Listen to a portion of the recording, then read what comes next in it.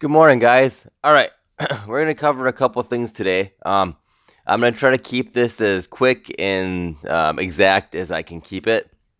I know everybody's busy, probably working, school, everything like that. Sorry for the long layoff. I just got a new job at my work, and my sniping schedule, my video schedule is no longer as ideal as it was last year. So I apologize for the long layoff.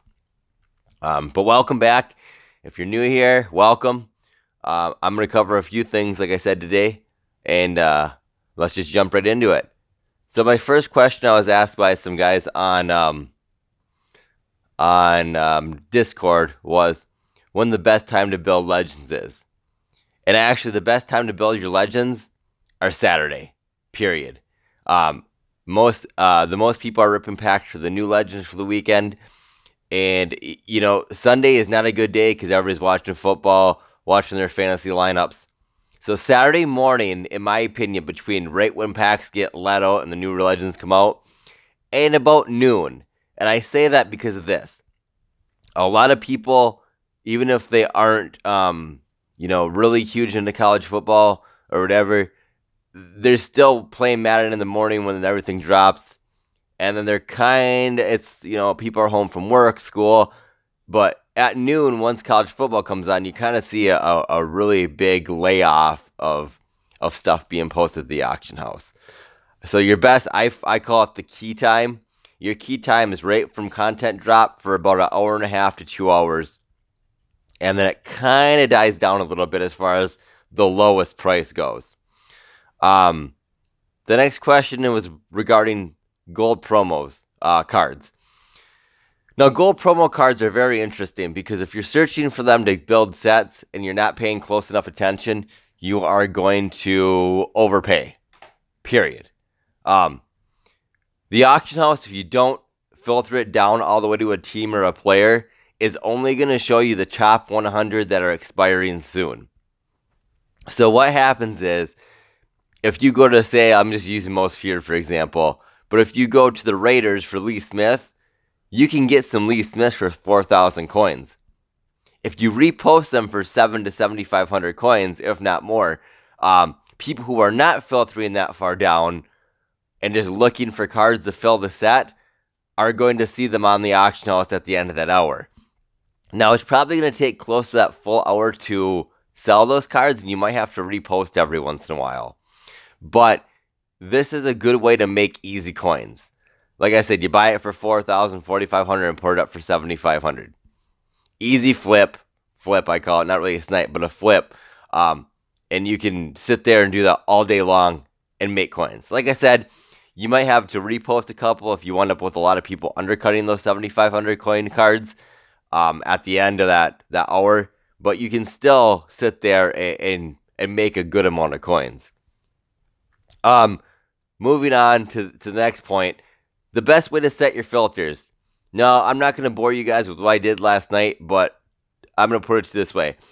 I went from 1.6 to 2.7 million coins last night, all on a couple of snipes. I was able to get set Randall Cunningham for a 116. That's 116,000 coins. I got Odell, team captain set Odell for 392. I sold him within 10 minutes for 700,000. Shortly after that, or before that, I got Core Elite Earl Thomas for 50K, sold it for 385. Easy coins. Now, you guys are probably wondering, well, how did you get those snipes? A lot of people will cruise through the 92 through 93, and it's going to show you the hour cards, the cards that are only listed for an hour. Now, the way I get deeper into it is I put a letter in. Last night, I was using the letter D, M, and N. Now, you're going to ask why those letters. 90 through 91. The letter D got me Carlos Dunlap and also got me Jack Doyle. Richard Sherman. I'm trying to think of the other ones that are in there. Larry Fitzgerald fell into that category. I didn't get any from him, but you get the idea. 92 through 93, the letter D gets you guys like Rod Woodson. He's not. Dwight Clark, excuse me. Dwight Clark. You wind up with guys like Chad Johnson. So Randall Cunningham, like I got last night. So my point is, why do you want to put a letter in for those high-end snipes?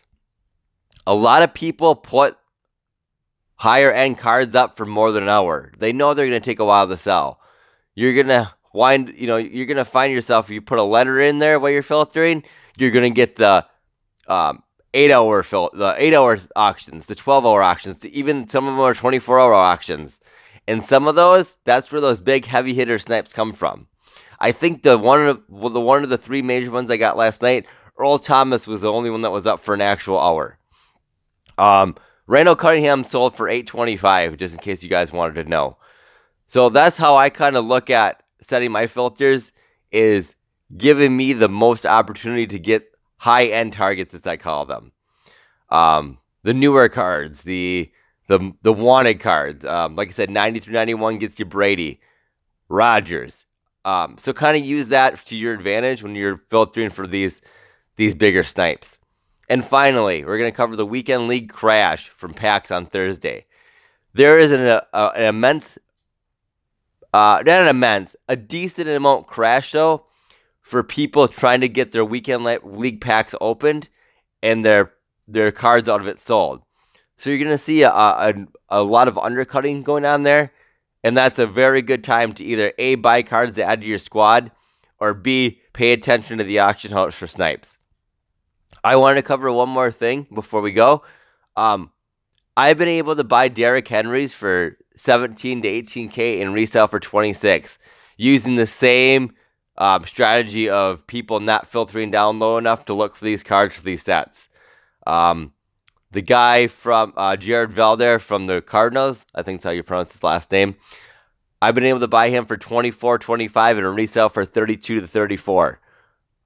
It's a little bit of a grind, but it's definitely easy coins.